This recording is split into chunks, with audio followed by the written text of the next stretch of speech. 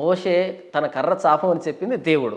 మోషే మానవ రూపంలో ఉండి దేవుడి యొక్క శక్తి చేత రెడ్ సీని 2 పాయలుగా చీల్చి సైన్యం మొత్తాన్ని కాపాడతారు. అవును. ఇది ఏ ఇయర్లో జరిగింది అనేది మనకు రాయబడలేదు, మనకు అవసరం లేదు. అది పురాణమో ఇతిహాసమో ఏదైనా హిస్టరీ రైట్. ఇప్పుడు యేసు ప్రభుల వారు వచ్చారు, వెళ్ళిపోయారు.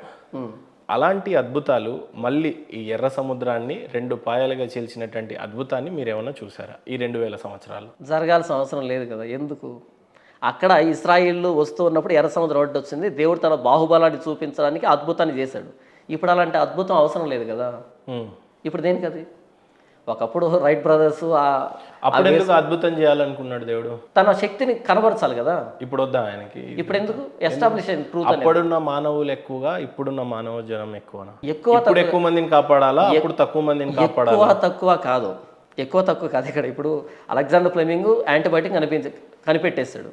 ఇప్పుడు మరలా ఇంకొక అలెగ్జాండర్ కనిపెట్టాల్సిన అక్కర్లేదు, దాన్ని ఇంప్లిమెంట్ చేసినా సరిపోద్ది. ఇప్పుడు ఒక లైట్ కనిపెట్టారు, ఇంకొకరు ఫోన్ కనిపెట్టొద్దు అంటారు. అవును, ఒకదాన్ని కనిపెట్టిన తర్వాత ఎస్టాబ్లిష్ అయిన తర్వాత మరలా ఎందుకు అది? మళ్ళీ మీరు అదే అంటున్నారు. 2000 సంవత్సరాల క్రితం అన్ని అద్భుతాలు జరిగినప్పుడు అంతమంది మానవులు దేవుణ్ణే శోధింపజేశారు. అవును. అంత పెద్ద ఎర్ర సముద్రాన్ని చీల్చిన తర్వాత కూడా ఇజ్రాయెల్ ప్రజలు ఆ రెడ్ సీని దాటిన తర్వాత కూడా అవును ప్రతిసారి మోషన్ శోధించారు. అవును. మీ దేవుడు ఏంటి, మాకు అన్నం లేదు, మాకు నాన్ వెజ్ లేదు, మాకు చికెన్ లేదు. అవును. శోధింపజేశారా లేదా? అవును కదా. అవును. అప్పుడు జనాభా తక్కువ ఉందనుకుందాం. అంటే రోజు రోజుకి జనాభా పెరుగుతూ వస్తుంది. అవును. ఈ రోజున 135 కోట్ల జనం భారతదేశంలో ఉంటే ప్రపంచం మొత్తంలో 700 కోట్ల జనాభా ఉందని అనుకుందాం. అవును. ఇప్పుడు ఏదో ఒక మ్యాజిక్ జరగాలి కదా. మరి ఎందుకు మ్యాజిక్? ఇప్పుడు ఆ మ్యాజిక్ జరిగి ఎన్ని ఇయర్స్ అవుతుంది? మ్యాజిక్ కాదు, అది వండర్. జాన్ పాల్ గారు ఒకటి బాగా ఆలోచించండి. మనము కొద్దిగా ఇది పోగొట్టుకుంటే మన రెస్పెక్ట్ పోద్దాము.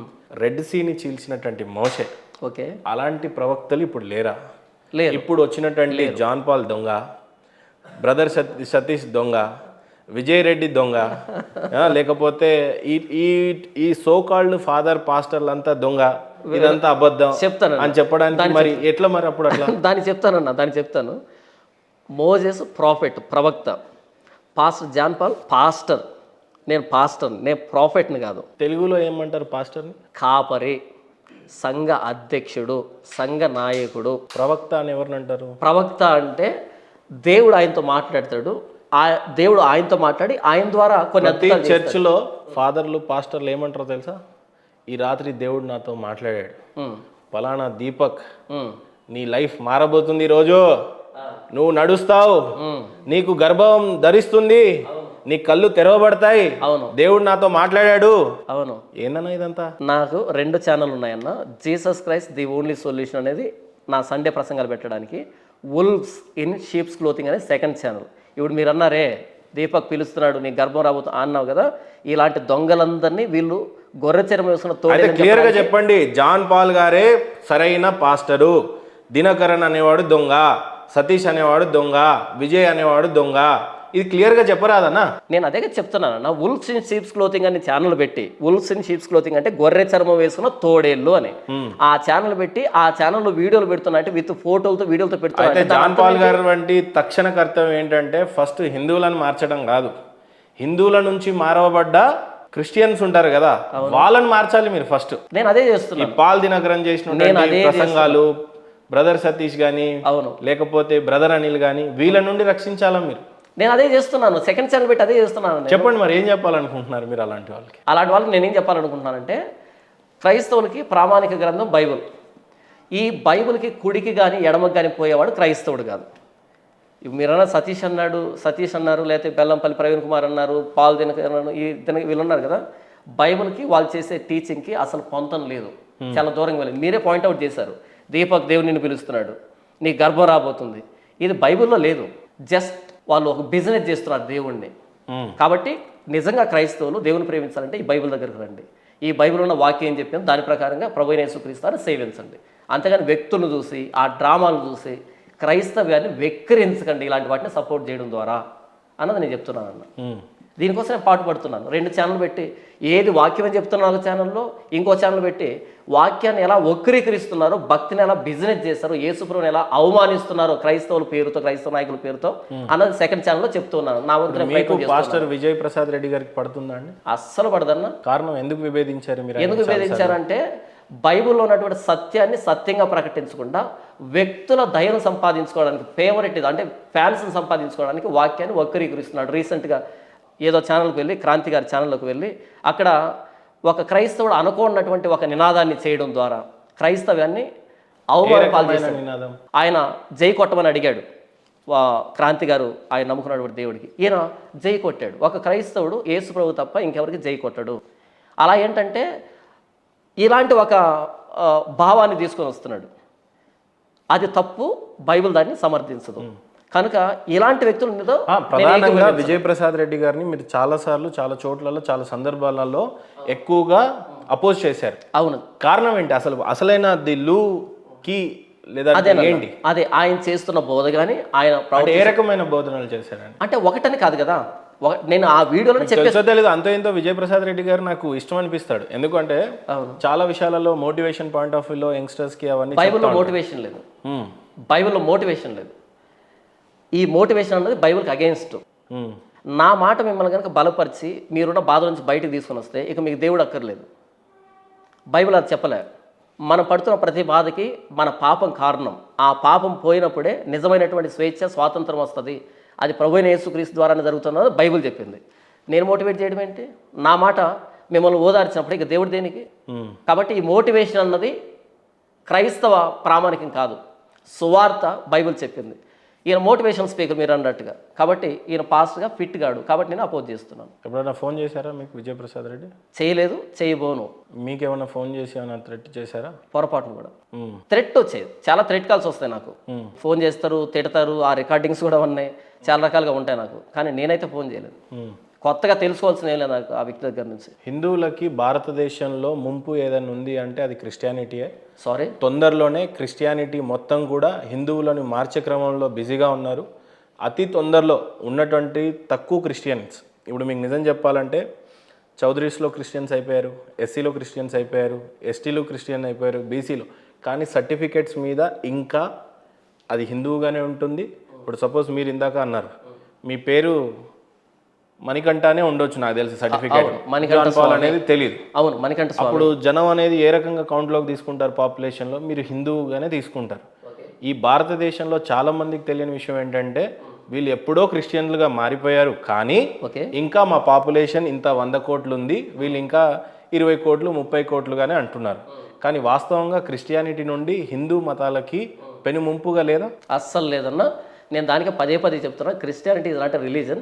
బంగ్లాదేశ్ లో ముక్కలు కోసి దానికి నాకు సంబంధం లేదన్నా. బైబిల్ నాకు సంబంధం లేదు. రీసెంట్ గా రాధా మనోహర్ దాస్ గారిని మాట్లాడుతూ ఒక లేడీ, ఆమె ఈస్ట్ గోదావరి ఆవిడ, నిన్ను ముక్కలుగా నరికేస్తారా, నీకు దేవుడు అంటే ఏంటో తెలీదు, నువ్వు నరకంలో పడేసినప్పుడు నీ కాలు అలాంటి వారికి నేను వకాలతో పుచ్చుకోలేదు. నా వకాలతో పుచ్చుకోకపోయినా వీళ్ళల్లో అను ఇప్పుడు మీరే హిందువుగా ఉండి ఈరోజు క్రిస్టియానిటీగా మారిన తర్వాత హిందుత్వం అంటే మీకు ఏమైపోయింది అని అంటే వీళ్ళంతా పాపంలో బతుకుతున్నారు, విగ్రహారాధన చేస్తున్నారు, నా ప్రభుని నమ్మకపోతే పాపం వీళ్ళు నరకం పాలైపోతారు, వీళ్ళని నేను కాపాడాలి అని మెంటల్గా ఫిక్స్ అయ్యారా? నేను బోధిస్తున్నదే కదా. అదే అవును. చెప్పండి హిందువుల పరిస్థితి. ఎగ్జాక్ట్గా నేను అనుకున్నది మీరే చెప్పేశారు. వీళ్ళు పాపంలో బ్రతుకుతున్నారు, ప్రభువైన యేసుక్రీస్తు అని తెలుసుకోకపోతే ఏమైపోతారో, వీళ్ళకి శిక్ష విధించబడతారు కదా. వీరు పాపాల నుంచి బయటకు రావాలంటే ప్రభువైన యేసుక్రీస్తుని అంగీకరించాలి కదా. మెంటల్గా మిమ్మల్ని ఎవరు ఫిక్స్ చేశారు అన్న? మీరే అంత చదువుకున్న వ్యక్తిగా, చదువుకున్నాను కాబట్టి మెంటల్గా మీరే అంత ఫిక్స్ అయ్యారు.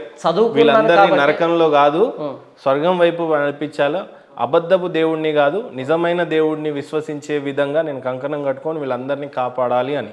దేని ప్రాముఖ్యంగా చేసుకొని నేను దానికే చెప్పాను. నా అనుభవం ద్వారా నేను తెలుసుకున్నాను, ఈ బైబిల్ చదవడం ద్వారా తెలుసుకున్నాను. కనుక నేను ఒప్పించబడ్డాను. నేను గతంలో ఎంత పాపిని ఒప్పించబడ్డాను. ఎంత నరకం అనేది ఎక్కడుంది, స్వర్గం అనేది ఎక్కడుంది? ఇవి రెండు మరణాంతర లోకాలు, ఆఫ్టర్ డెత్. ఇవి రెండు ఉండేది. అవి ఎక్కడున్నాయి అడ్రస్ చెప్పడానికి, అవి మరణాంతర లోకాలు. ఈ భూమి మీద ఉన్నంతకాలం మన పాపాలను క్షమించబడేటట్టు చేసుకోవడం మాత్రమే నేను బోధించేది. అవి ఎక్కడున్నాయన్నది చనిపోయిన వ్యక్తికే తెలుస్తుంది. అది మరణాంతర లోకాలు, వాటికి అడ్రస్ లేదు కదా. అంటే పరలోకం ఎక్కడుంది అనేది బోధించాడు కదా. పరలోకం ఎక్కడుంది అన్నది నా బోధన. పరలోకానికి ఎలా వెళ్ళాలి బైబిల్ బోధించింది కదా, పరలోకం అనేది సర్టెన్ ప్లేస్ లో ఉంది. బోధించలేదు. అరే పరలోకంలో ఎలా ఉంటాము అనేది చెప్పారు కదా, స్వర్గంలో ఎలా ఉంటుందని చెప్పారు కదా. పరలోకం ఎక్కడ ఉంటుంది అన్నది బైబిల్ బోధించలే. పరలోకానికి మనం ఎందుకు వెళ్ళాలి, పరలోకం అనేది పరిశుద్ధమైన లోకం అనేది చెప్పింది. పరలోకంలో ఏముంటది అనేది బోధించారు కదా. పరలోకంలో దేవుడు ఉంటాడు.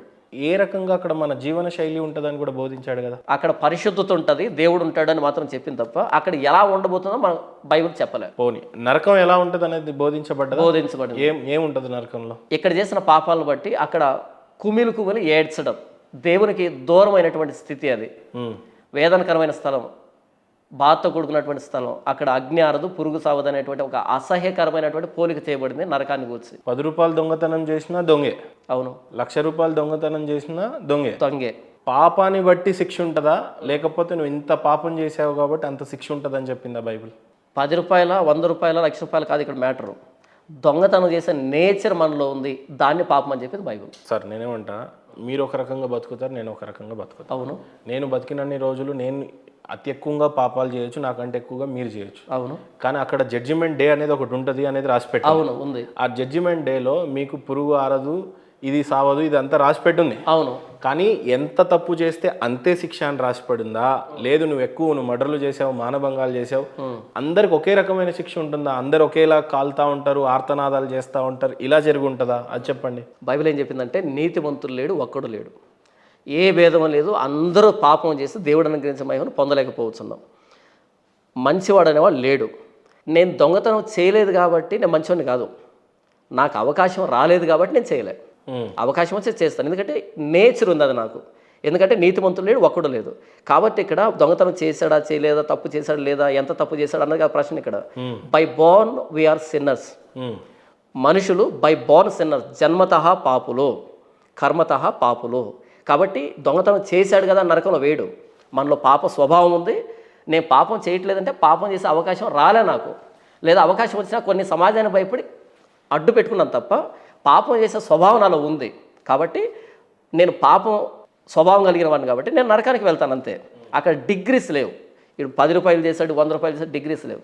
By born I am sinner, by deeds also I am sinner. జన్మతః కర్మతః పాపినే. అన్లెస్ అంటిల్ జీసస్ క్రైస్ట్ని యాక్సెప్ట్ చేసేంత వరకు, ఆయన ఉచితంగా నన్ను నీతిమంతుడిగా పరిశుద్ధుడిగా చేసేంత వరకు నేను పాపినే. జన్మతః పాపం అని అంటే సెక్స్ వల్ల పుడతాం కాబట్టి పాపం? No, sex is sacred. Okay, ఎందుకు సిన్నర్ గా పిలువబడ్డారు? జన్మతః పాపి మనిషి అని అంటే పుట్టుకతోనే పాపి అని అంటున్నారు మీరు. అవును. అభం శుభం తెలియని బేబీ కూడా పాపితో సమానం. అవును. కారణం ఏంటి? ఎందుకు పాపి? దానికి చెప్తున్నాను. ఆదామును దేవుడు పాపం లేనివాడిగా చేశాడు, యథార్థవంతుడిగా చేశాడు. చేసిన తర్వాత స్త్రీని చేసిన తర్వాత మీరు ఆ పండును తినకండి అని చెప్పాడు. అది తింటే మరణిస్తారు అని చెప్పాడు. పాపము అంటే దేవుని మాటను అతిక్రమించేటువంటి స్థితి. దేవుని మాటను ఆజ్ఞను అతిక్రమించేదాన్ని పాపం అంటాం. ఆ స్థితిని. మీ తండ్రి చేసిన పాపం మీకు వహిస్తుందా? నా తండ్రి చేసిన పాపం నాకు రాదు, సంబంధం లేదు. నా తండ్రి చేసిన పాపం ఆయనదే, మీ పాపం మీదే, నాదే. ఆదాము హవ్వ చేసినటువంటి పాపాలు ఇంకెందుకు కొనసాగుతున్నాయి? నేను దానికి చెప్తాను. ఇక్కడ ఆదాము హవ్వలు పండు తిన్నారు కాబట్టి ఆ పండు తిన్న పాపం నాకు రాలే. ఎప్పుడైతే వాళ్ళు పండు తిన్నారో వాళ్ళు పాపులు అయ్యారు. ఆజ్ఞను అతిక్రమించే నేచర్ వారిలోకి వచ్చింది.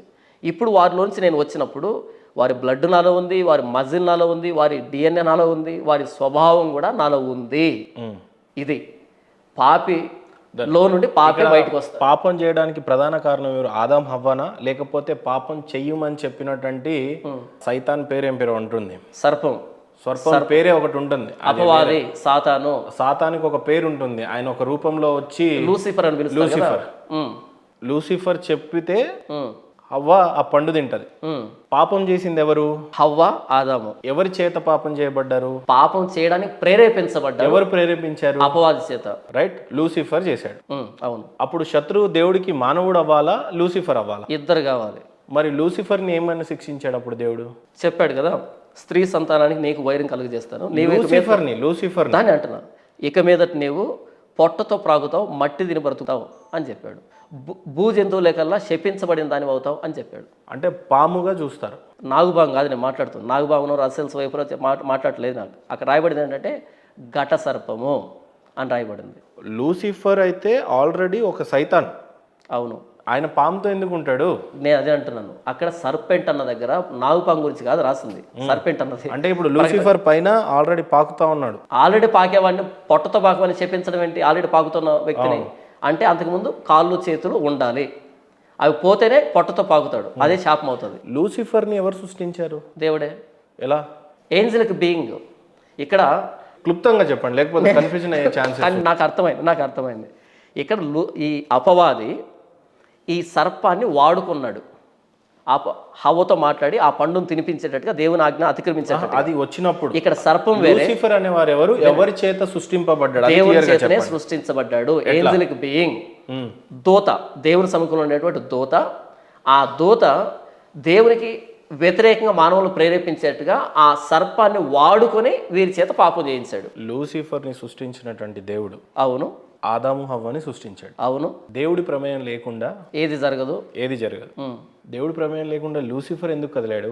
అసలు దేవుని ప్రమేయం లేకుండా ఏది జరగదని చెప్పాను కదా. అవును, మరి లూసిఫర్ వచ్చాడు అని అంటే దేవుడికి తెలిసే వచ్చాడు కదా. తెలిసే పాపం చేశాడు కదా. అంత ఇష్టపడి సృజించినటువంటి దేవుడు ఆదాంని హవ్వని వీళ్ళ చేత పాపం చేయమని, లూసిఫర్ చేత పాపం చేయమని దేవుడు ఎందుకు కోరుకుంటాడు? అంటే దేవుడే కోరుకున్నట్టు కదా ఇక్కడ. ఓకే, చెప్తానన్నా. మీకు పిల్లలు ఉన్నారా? ఉన్నారు. మీ పిల్లలకి ఎప్పుడైనా టాయ్స్ కొనిపించారా? కొనిపించాను. వాళ్ళు పగలు కొడతారని తెలిసి కొనిపించారా? పగలు కొట్టరు అని? లేదు, పగిలిపోతాయి అని కొంటారు, తెలిసే కదా. అంటే మీరు డబ్బును దుబారా ఖర్చు పెడుతున్నారా? దుబారాగా కాదు. ఇక్కడ టాయ్స్ కి ప్రాణం లేదు. ఓకే, టాయ్స్ ఇక్కడ ప్రాణం ఉందా లేదు కదా నేను అంటున్నా. నేను ప్రాణం ఉందా లేదుగా మాట్లాడుతున్నది. ఫ్యూచర్ టాయ్స్ నా కంట్రోల్తో పనిచేయవు. ఓకే, ఈవెన్ నా పిల్లలు, నా కొడుకులు కూడా నా ప్రమేయంతో పనిచేయరు. నాకు ఆ శక్తి లేదు, దేవుడికి ఉంటది. అవును, కారణం ఏంటి? ఇప్పుడు దేవుడికి నాకు తెలిసి ఆ శక్తి ఉంటే ఇంతమంది మనుషులు నువ్వు కారణం ఏంటంటే ఆ టైంలో ఆదాం హవ్వ ఇద్దరే మానవులు. అవును, భూమి మొత్తంలో చెట్లని, ప్రాణులని అన్నిటినీ సృష్టించిన తర్వాత వీటన్నిటికీ ఒక ఆధిపత్యం ఉండాలి. అవును, వాడు ఇదంతా అనుభవించాలి అని చెప్పి ఇష్టంగా వీళ్ళిద్దరిని ఎవరి రూపంలో సృష్టిస్తాడు? దేవుడు తన స్వరూపంలో తన పోలిక. అంటే దేవుడు కొద్దిగా మానవ రూపంలో ఉంటాడు అని ఆ వాడికి అర్థమా? ఫిజికల్ గా కాదు. బట్ ఏదైనా నా రూపంలో మనుషుల్ని నేను సృష్టించుకోవాలి ప్రతినిధులుగా. వీళ్ళు ఈ మొత్తాన్ని, ఈ భూమి మొత్తాన్ని రాజ్యంగా చేసుకొని మంచిగా హ్యాపీగా ఉండాలి వీళ్ళిద్దరని సృష్టిస్తాడు, అంతే కదా? అవునన్నా, అవును. లూసిఫర్ ని సృష్టించింది కూడా దేవుడే.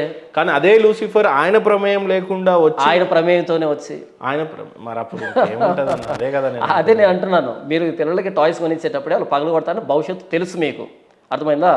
ఇక్కడ ఏంటంటే మీ పిల్లలు ఎందుకు పగలగొట్టారు అంటే వాళ్ళకి ఫ్రీ విల్ ఉంది, స్వేచ్ఛ ఉంది. నా పిల్లలు ఆ టాయ్స్ ని పగలగొడతారని తెలిసి నేను ఇచ్చినాం అనుకుందాం. అవును, ఈ పగలగొట్టిన తర్వాత దీని త్రూ వీళ్ళకి వచ్చేటువంటి జీతం పాపం. అవును, ఇది తెలిసి నేను తండ్రికి ఇవ్వను కదా. ఏది ఇక్కడ ఒక పండు ఆదాము హవ్వని దేవుడు రోబోట్స్ లాగా చేయలే, ఫ్రీ విల్తో చేశాడు, స్వతంత్రులుగా చేశాడు.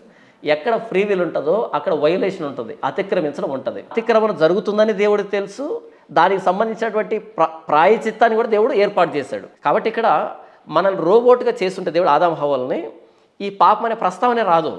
రోబోటు మన కమాండ్ని అతిక్రమిస్తుంది అది, ఎందుకంటే మనం ఇచ్చిన కమాండ్ ప్రకారం చేస్తుంది. దేవుడు మానవుల్ని స్వతంత్రంగా చేశాడు కాబట్టి అతిక్రమణ అనేది ఇన్ఎవిటబుల్, ఖచ్చితంగా జరుగుతుంది.